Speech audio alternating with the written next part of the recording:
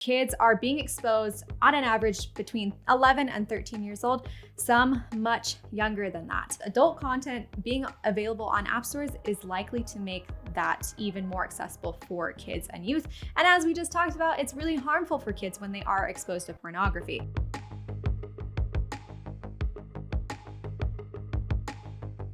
Hey fighters, these are a couple things that we've noticed in the last month that you might want to know about. Okay, so first thing that's been in the news and in the courts a lot recently is this idea of age verification, specifically in regard to explicit content on the internet. Pornhub is one of the biggest names in this conversation, and they are no longer accessible in a third of US states. But I do want to make an important clarification here, a distinction that a lot of people are saying that Pornhub is banned from these states or from these places. And that's not necessarily true.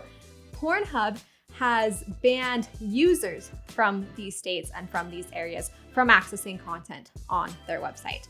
And the reason why is because Pornhub is refusing to comply with age verification laws that are in place in these regions. Now, the age verification in question aims at protecting and preventing youth and kids from accessing explicit content online on sites like Pornhub. But there is a lot of criticism to this, including from Pornhub's parent company, ILO. They claim that age verification laws are ineffective, haphazard, and dangerous, and that they put the privacy and security of users at risk.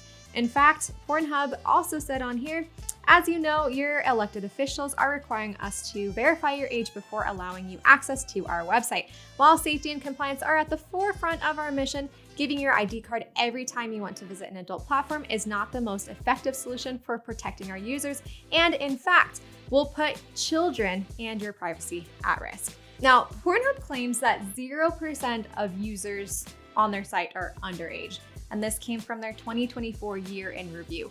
But Common Sense Media, they reported that 73% of teen respondents aged 13 to 17 have watched porn online. So it's not unreasonable to assume that kids are seeing porn online on Pornhub. And we know because research shows us that porn actually is really detrimental to kids. According to the IFS, early exposure to pornography is connected to, wait for it, this is a really long list, negative developmental outcomes, including a greater acceptance of sexual harassment, sexual activity at an early age, acceptance of negative attitudes to women, unrealistic expectations, skewed attitudes of gender roles, greater levels of body dissatisfaction, rape myths, or the idea that a victim is responsible for their own sexual abuse, and sexual aggression. So porn is harmful to kids. But you let us know in the comments, what do you think? Should more be done to protect kids from accessing harmful content online? But in other news, a pornographic app has made its way to the European App Store for the first time, and it's being described as the OnlyFans of the App Store. And I think it's important to note here that Apple has consistently had a history of not allowing explicit adult content on their App Store. In a recent statement, Apple pushed back against this and actually said, "We are deeply concerned about the safety risks that hardcore porn apps of this type create for European users, especially kids. We certainly do not approve of this app and would never offer it in our App Store." So recent regulation changes in Europe are forcing Apple to allow third-party app stores onto their platforms. Hence how this pornographic app is now on Apple, even though they do not necessarily approve of it. And I think that this isn't necessarily just about this one app. It's not unreasonable to assume that if there's one, there will be others.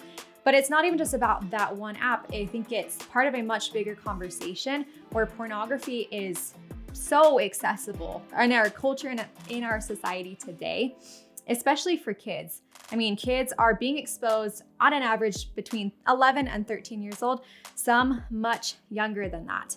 And adult content being available on app stores is likely to make that even more accessible for kids and youth. And as we just talked about, it's really harmful for kids when they are exposed to pornography. So if you are a parent, a caregiver, a teacher, or someone else who is concerned about protecting and educating kids from this harmful content, know that you do not have to navigate it by yourself. So tap that link in the description below. It'll take you to our parents page where you can find resources and information to help you educate and keep your kids safe. Now, some of you may be familiar with AI deepfakes. You could take someone's voice, their face, their body, and you could alter it using AI to make them do something completely different or seem like someone completely different. So like this. I'm gonna show you some magic. It's the real thing. I mean, it's all the real thing.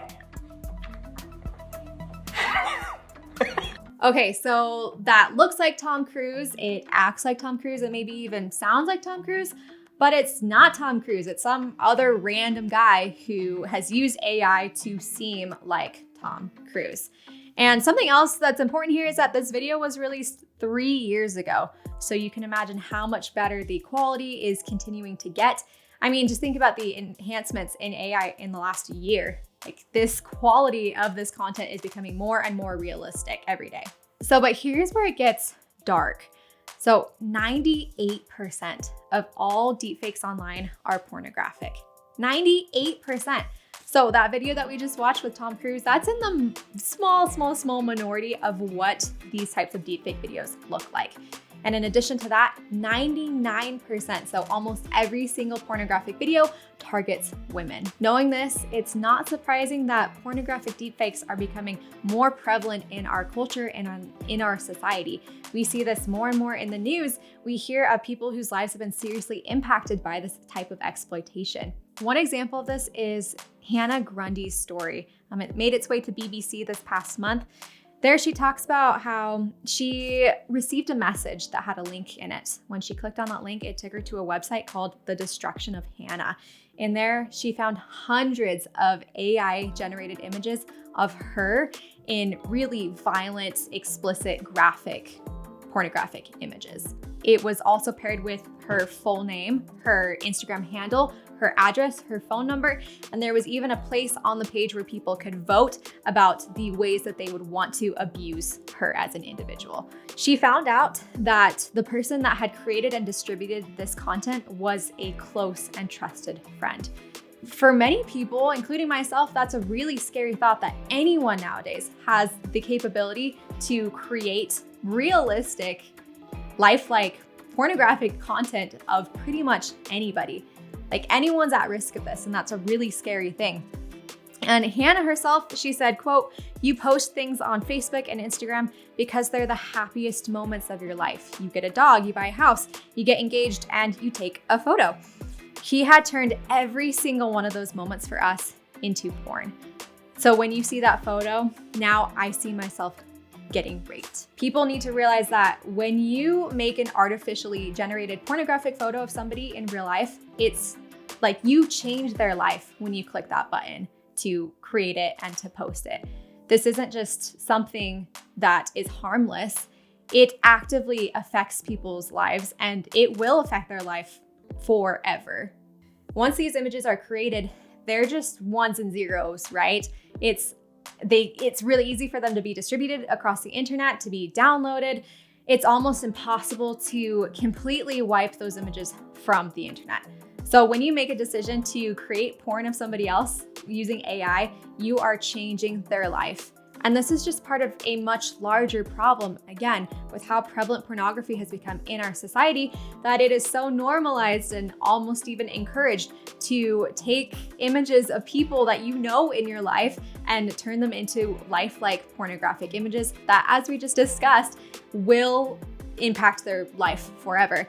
In fact, a 2023 study found 1 in 10 kids say their friends or classmates used artificial intelligence to generate nude images of other kids. Yeah. So again, this is not victimless. This is not something that we should be normalizing, and you can play a role in changing the narrative. Say no to AI porn. And another woman who's come forward with some sort of image-based sexual abuse is Georgia Harrison, who you may recognize from Love Island, for you all who love reality TV like I do. Now, 2 years ago, she won a case against her ex, Stephen Bear. He had taken CCTV footage of them in an intimate act without her knowledge, and he had posted it to popular porn sites like OnlyFans for a profit. Again, without her knowledge or without her consent. So now, 2 years later, she's coming out with a documentary called Porn, Power, and Profit, where she's sharing her own story and is advocating for change. Since the video went viral, I've contacted every major porn site to have it taken down, but it's a game of whack-a-mole. It really does scare me knowing that I'm potentially going to have to discover this again and watch it back. That moment changed me forever. Having to relive that, rewatch that, I am scared.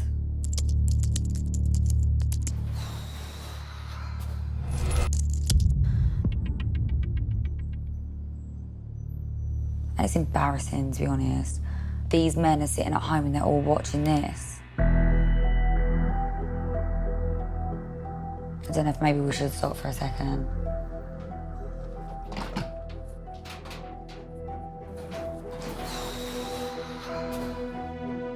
I just think I forgot how bad it is. It was a complete and utter violation of me as a person, as a human being, as a woman. This man is literally on the sex offenders register, but it's still there. Like, how am I ever gonna get that off?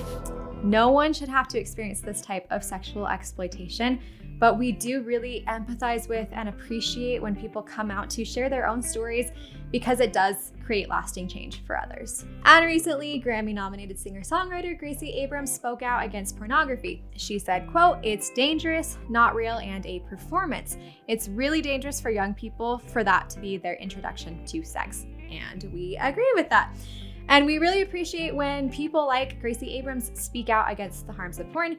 And she's not the first celebrity to do so. Theo Von, for example, he consistently talks about his experience with pornography, and especially with quitting.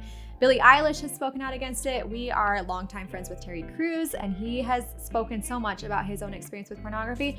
And we would encourage you to join them and to be part of the movement. Now, you do not have to be a celebrity to make a difference. Anyone who wants to be part of the movement can and can help spread awareness in their own way. And hopefully today we've empowered you to get out there and to do so yourself. But until then, subscribe to our channel for more content like this, and we'll see you next time. Bye.